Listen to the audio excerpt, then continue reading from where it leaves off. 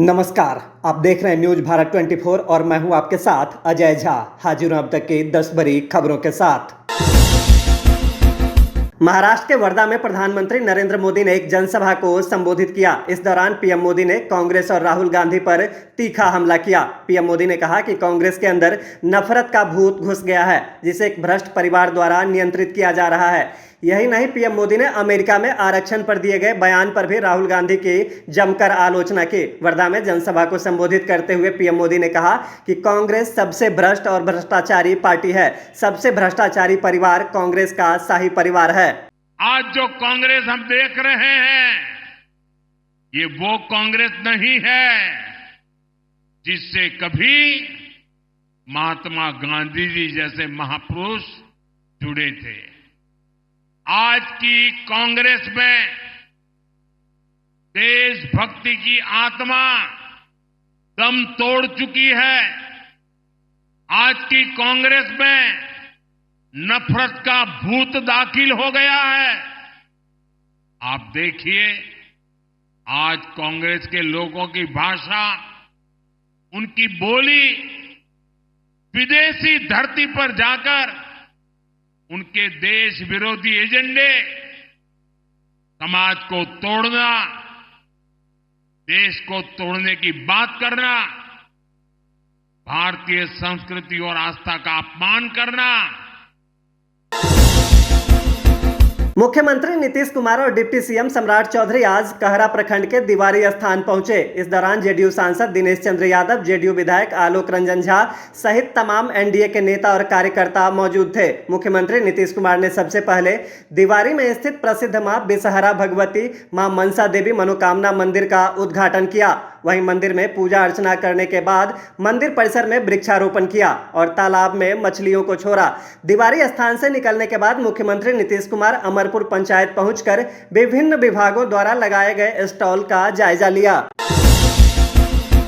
मंत्री जनक राम ने महागठबंधन के नेताओं पर निशाना साधते हुए कहा कि उन्हें पहले अपने जीवन में झांक कर देखना चाहिए। उन्होंने आरोप लगाया कि हाल ही के लोकसभा चुनाव में बिहार के दलित, महादलित और अनुसूचित जनजाति समाज ने महागठबंधन के नेताओं को आईना दिखाया है, जिसके कारण उनकी तुष्टीकरण मानसिकता सामने आ रही है। मंत्री ने नवादा में आगजनी की घटना का जिक्र करते हुए कहा कि इस घटना में शामिल लोगों की टीम लीडर महागठबंधन का समर्थक है। महागठबंधन के जितने नेता हैं, पहले उनको अपने गिरबान में झांकना चाहिए। अभी बीते हुए लोकसभा के चुनाव में बिहार के दलितों ने, कमजोर वर्ग के लोगों ने, अनुसूचित जाति जनजाति के समाज महागठबंधन के नेताओं को इग्नोर कर दिया, जिसके वजह से महागठबंधन की कुत्सित मानसिकता आसपास झलक रहा है। जो आग लगाने वाले लोग हैं, वो टीम लीडर तो महागठबंधन के समर्थक है।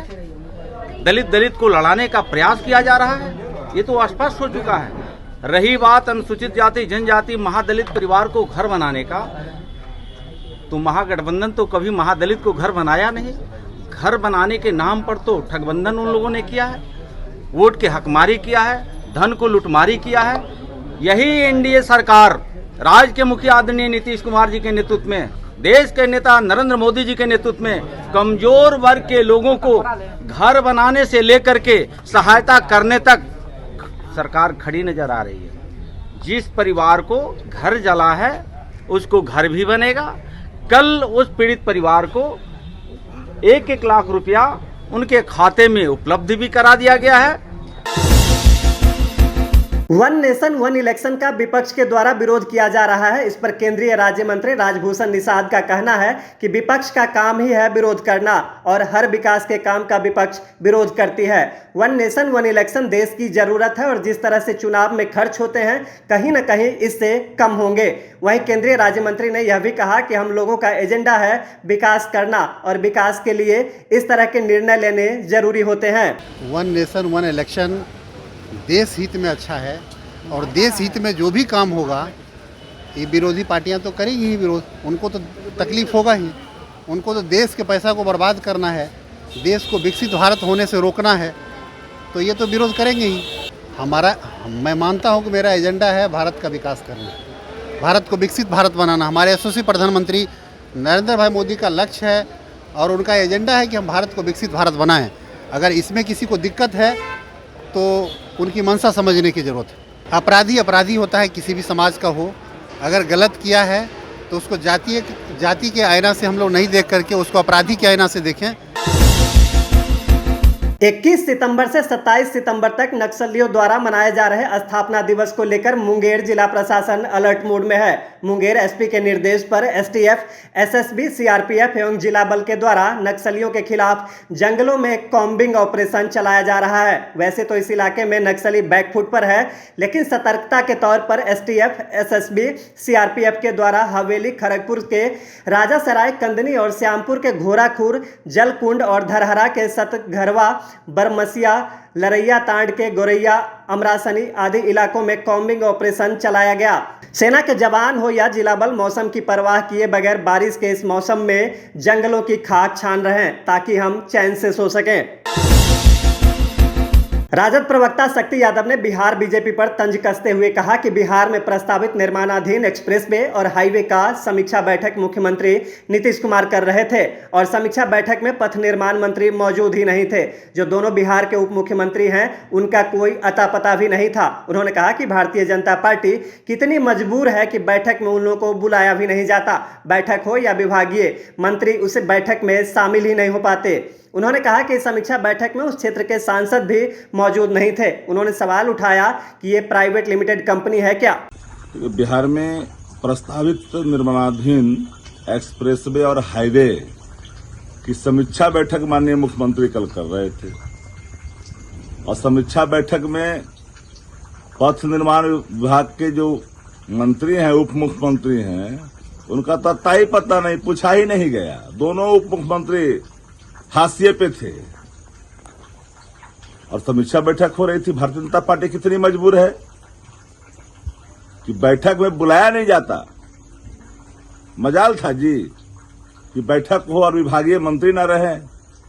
इससे बड़ा दुर्भाग्य और क्या हो सकता भारतीय जनता पार्टी के लिए, विश्व की बड़ी पार्टी कहते हो। और संजय झा किस हैसियत से थे भाई? संजय झा अगर राज्यसभा सांसद के हैसियत से थे तो प्रस्तावित निर्माणाधीन एक्सप्रेसवे, हाईवे जिन जिन इलाकों में पड़ता उन इलाकों के सांसद क्यों नहीं थे? ये प्राइवेट लिमिटेड है क्या? देश में साइबर क्राइम तेजी से बढ़ रहे हैं। आज सुप्रीम कोर्ट के यूट्यूब चैनल को ही हैक कर लिया गया। हैकर्स ने सारी वीडियो को प्राइवेट करके कुछ समय के लिए इस चैनल पर क्रिप्टो करेंसी XRP का ऐड चला दिया। सूत्रों की माने तो सुप्रीम कोर्ट प्रशासन इस मामले की जांच कर रही है। जम्मू कश्मीर में बम्पर मतदान से पाकिस्तान बौखला गया है। पाकिस्तान का कहना है कि हम भारत को याद दिलाना चाहते हैं कि अंतर्राष्ट्रीय कानून की नज़र में इस चुनाव का कोई मूल्य नहीं है। पाकिस्तान अपने कश्मीरी भाइयों और बहनों के साथ अपना राजनीतिक और नैतिक समर्थन जारी रखने वाला है। पाकिस्तान ने एक बार फिर जहर उगला है। 10 साल बाद जम्मू कश्मीर में विधानसभा चुनाव को पाकिस्तान ने हास्यास्पद बताया है। बता दें कि पहले चरण में यहाँ 60% मतदान हुआ है। बेगूसराय में अवैध शराब कारोबारी ने आपदा में अवसर निकाल लिया और सरकारी नाव पर महुआ शराब बनाने लगा। इसका खुलासा तब हुआ जब अंचलाधिकारी ने मुखिया को सरकारी नाव को दूसरे पंचायत में देने की बात कही। तब मुखिया ने नाव की खोज नदी में जाकर की तो अवैध शराब कारोबारी सरकारी नाव पर अवैध महुआ शराब का निर्माण कर रहा था और नाव पर काफी मात्रा में निर्मित शराब के साथ साथ गैलन, चूल्हा, गैस सिलेंडर पकड़ा गया। मुखिया ने इसकी सूचना बछवाड़ा थाना को दी, जिसके बाद पुलिस ने गंगा किनारे पहुंचकर शराब कारोबारी को गिरफ्तार करते हुए शराब के साथ अन्य सामग्री को जब्त किया। उसको दादोपुर में बाढ़ आ जाने के चलते अंचलाधिकारी हमको कहे, मुखिया जी आपके यहाँ नाव रखा हुआ है, दादोपुर को दे दीजिए, वहाँ त्राही माम मचा हुआ है। और हम कल से नाव को खोज रहे थे, क्योंकि नाव सरकारी है और हमारे अंदर में था। पहले घाट पर चलता था, बाढ़ आने के बाद नाव खड़ा था, तो हम नाव को खोजना शुरू किए और उसी खोजने के क्रम में हम नाव को पकड़े, जिस नाव पर 2500 ड्रम शराब था, शराब माफिया था और उसके बनाने का सारा सामान, सिलेंडर, चूल्हा, सारा चीज़ मौजूद था। 2 आदमी कूद के भाग गया और एक आदमी जो मेन मुजरिम था, शिवजी सहनी पिता राम स्वागत सहनी, वो पकड़ाया। और हमने डीएसपी को फ़ोन किया, हमने थाना प्रभारी को फ़ोन किया और थाना प्रभारी फ़ोन करने के बाद थाना प्रभारी और एक पदाधिकारी जितेंद्र कुमार दोनों आए। मुजरिम और तमाम शराब जो था हम उनको हैंड ओवर किए। जमुई एसपी चंद्र प्रकाश ने अपना कार्यभार संभालते ही सभी थाना का निरीक्षण कर रहे हैं। इसी दौरान आज गिद्धौर और झाझा थाने का निरीक्षण किया। एसपी बालू माफिया पर शिकंजा कसने को लेकर लगातार सक्रिय हैं। एसपी चंद्र प्रकाश ने कहा कि जमुई में जिस तरह से बालू माफिया का राज है, उस राज को ध्वस्त करने को लेकर हम सजग हैं और हमने खनन पदाधिकारी से भी बात की और हम लोग एसपी, डीएम और खनन पदाधिकारी तीनों मिलकर अवैध खनन को रोकने को लेकर लगातार छापेमारी करेंगे। उन्होंने कहा कि अभी नदी में पानी अधिक होने के कारण हम लोग रुके हुए हैं। ऐसी स्थिति में क्या प्लान देखिए, है? इसमें मैंने बात की है बालू के संबंध में भी। देखिए, इसमें हमारी जो है 2-3 चीजें हैं। पहली बात तो इसमें यह है कि जो माइनिंग ऑफिसर से भी मैंने बात की थी पूर्व में, तो हम लोग ज्वाइंटली भी काफी सारे रेड्स करेंगे। अभी पानी का स्तर उनका कहना है कि थोड़ा ज्यादा है, तो अभी जो है मैंने उनको एक्स्ट्रा फोर्स भी दिया है। अभी समय जैसे जैसे पानी का स्तर घटेगा तो उनका कहना है कि हो सकता है संभावनाएं बढ़ जाती है गलत कार्य करने की, तो इसलिए हम लोग जो है फोर्स भी दे रहे हैं और ज्वाइंटली हम लोग भी रेड करेंगे। मैं, डीएम और जो बाकी जो भी पदाधिकारी है वो लोग भी रेड करेंगे। हमने बात की है संबंध में। जहाँ तक इस क्षेत्र की बात है तो इन्होंने बोला है और मैंने देखा है कि ये कार्रवाई कर रहे हैं।